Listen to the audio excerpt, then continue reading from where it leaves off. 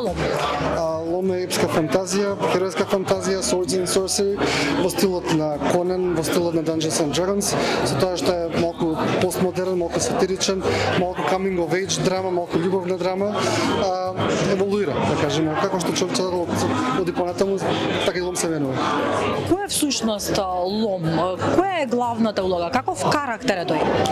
Лом е како еден вид пандан на Конан, ако знае публиката. Конан е епски херој што е направен, што предмислам некако околу 100 години од Роберт Хауард, и тој е еден вид барварник кој е јунак во тие стрипови, тој е набилан, голем, има голем мач и се бори.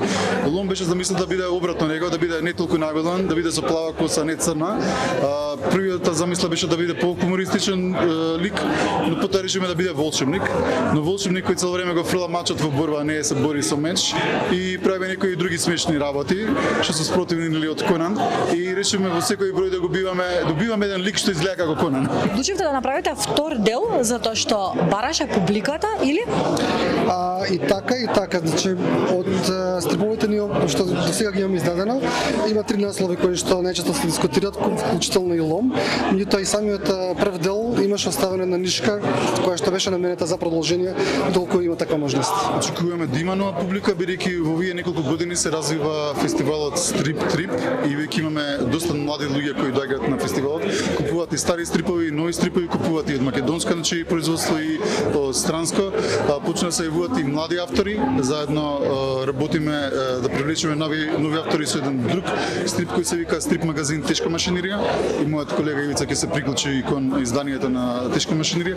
Таму привлекуваме млади автори кои ќе цртат и кои ќе придонесат за самата база на сцената да се развива повеќе, и исто така да придонесеме и нова публика, нели, што ќе читат стрипови, ќе прават стрипови можеби.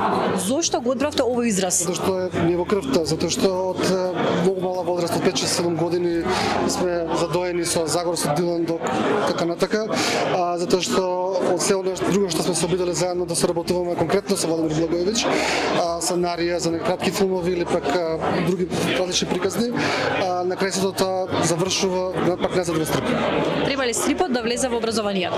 Дефинитивно, почнувајќи од оние што се стрип лектири, што се изворни стрип лектири, а меѓутоа и зборуваме тука за стрипувани лектири, значи за најмалата возраст, што да кажеме може да им делува многу тешка 250-300 страници да прочитаат, има одлични стрипувани верзии на тие романи. Стрипот дефинитивно треба да влезе во образованието. Стрипот е еден вид, како би кажал, премин за дечињата од 3 до 5 години кои се на сликовници, да речем, кои им ги читат родителите.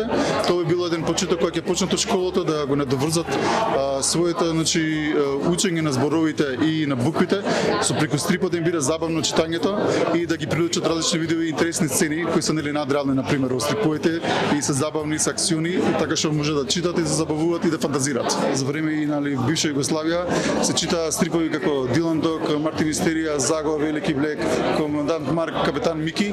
Ние со тоа побрзо научивме да читаме. Така што мислам дека треба да бидат дел од образованието и дел да се учи за стрип и да придонеси самата држава да поддршка за нови стрип изданија.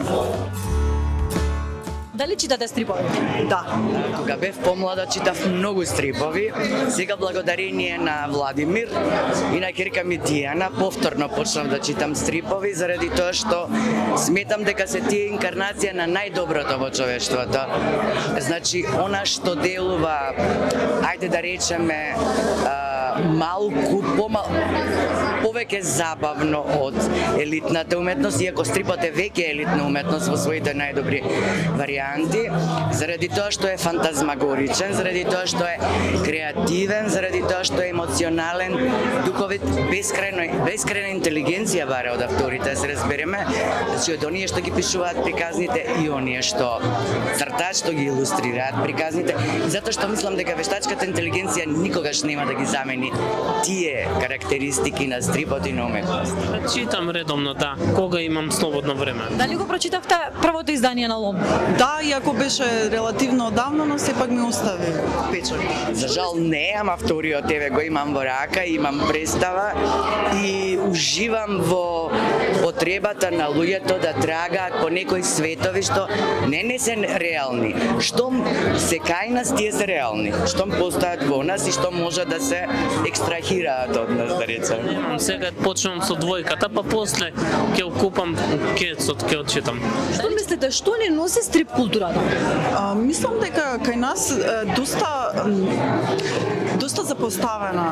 доста запоставен тој вид на култура и ова што се случува сега со промоција на стрипови е нешто ново, нешто што многу ретко се случувало кај нас, така да сепак мислам дека е еден нов бран, нов ветер што им дава на младите автори мотивација да прават стрипови.